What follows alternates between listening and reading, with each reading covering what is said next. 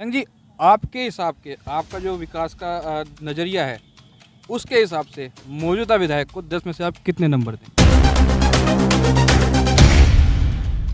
जनता कहती थी कि जो मयंक गुप्ता जी अब कर रहे हैं, अगर पहले कर लिया होता तो चुनाव जीत जाते।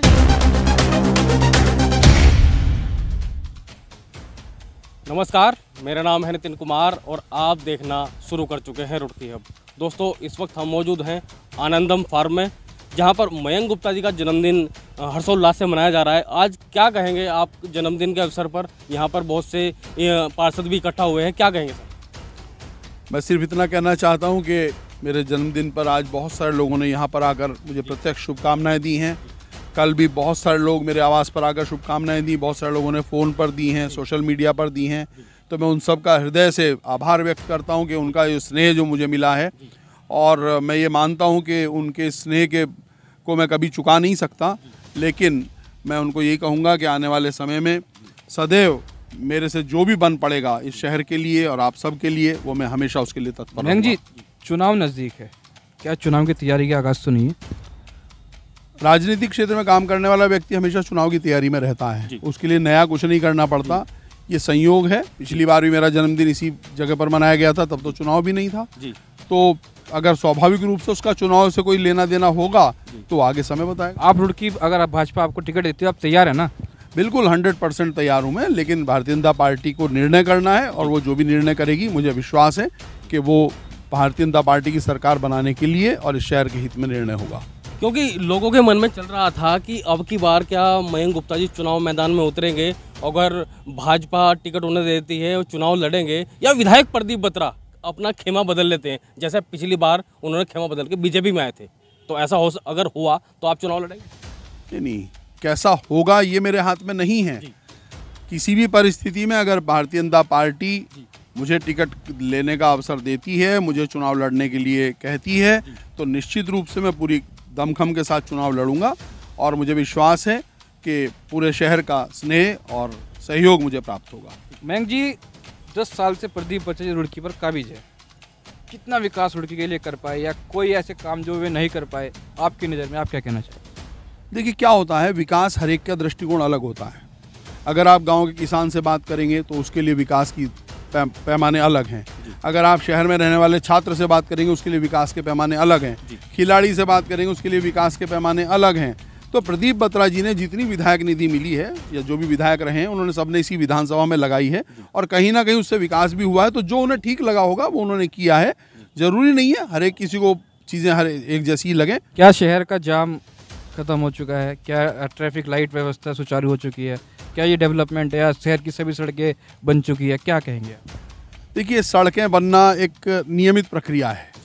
सड़कें कभी भी ऐसा नहीं होता कि हमने आज बना दी। हाँ, ठीक है, जो इस समय माननीय मोदी जी की सरकार में सड़कें बन रही हैं, उन्हें हम देख के हम ये कह सकते हैं कि आने वाले लंबे समय तक ये सड़कें कहीं जाने वाली नहीं हैं। सर, हम रुड़की की बात कर रहे हैं, हम हाईवे की बात नहीं। मैं वही कहना चाहता हूँ, पर रुड़की जैसे शहर में जो शहर के अंदर की सड़कें बनती हैं, उनकी गुणवत्ता के जो पैमाने हैं, उनके आधार पर वो सड़कें बहुत लंबे समय नहीं चलती। तो एक सतत प्रक्रिया है, टूटती हैं फिर बनती रहती हैं। और बची बात जाम की, तो जाम एक व्यवस्था ऐसी है जिसमें सामाजिक परिस्थितियों का भी बहुत लेना देना है। हमारे जो व्यापार मंडल हैं, हमारे जो व्यापारी हैं, हमारी जो जनता है, उनका जो ट्रैफिक, हमें जो चीज़ें हमें लर्न करने की ज़रूरत है, जितना हम पालन करते हैं उसके कारण से भी होता है। लेकिन मेरा विश्वास है कि अगर इसको थोड़ा सा और अच्छे ढंग से इस पर प्रयास किया जाए तो इसको बढ़िया व्यवस्थित किया जा सकता है, रुड़की को और खूबसूरत बनाया जा सकता है। रुड़की के बीचों बीच से नहर जाती है। मुझे लगता है कि किसी और जगह पर ऐसा नहीं है कि बीचों बीच से नहर जा रही हो, लेकिन विकास के नाम पर मुझे नहीं लगता कि ऐसा कुछ किया गया जो हम इस चीज़ को भुना सके।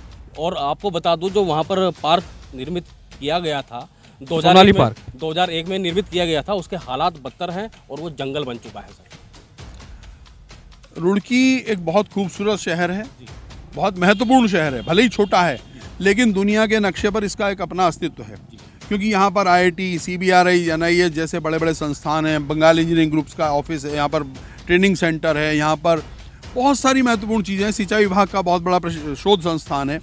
रुड़की के बीच में नहर बहती है, आपने बहुत अच्छी बात कही है, और इतना लंबा, इतना सुंदर ट्रैक कहीं नहीं है। आर्मी लगातार वहाँ पर अपने प्रैक्टिसेस करती है, अपने कॉम्पिटिशन्स करती है। तो पूरे देश भर के लिए आकर्षण का केंद्र रुड़की हो सकता है।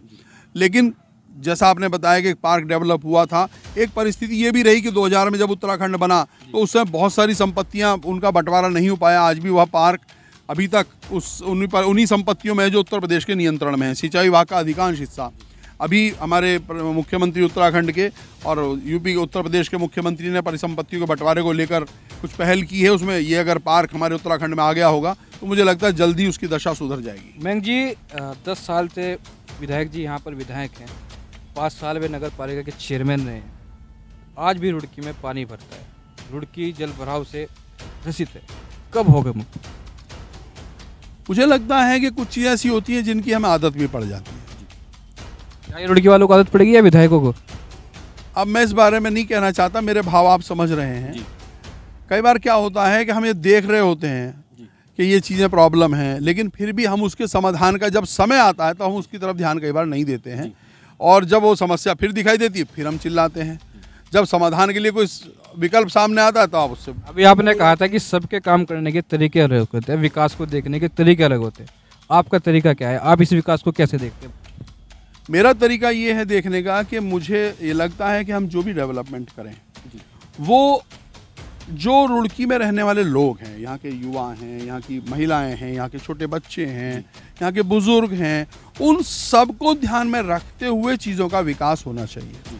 उन सब के हित के लिए, उन सब के भविष्य के लिए क्या चीज़ें अच्छी हैं वो ध्यान में रखा जाना चाहिए।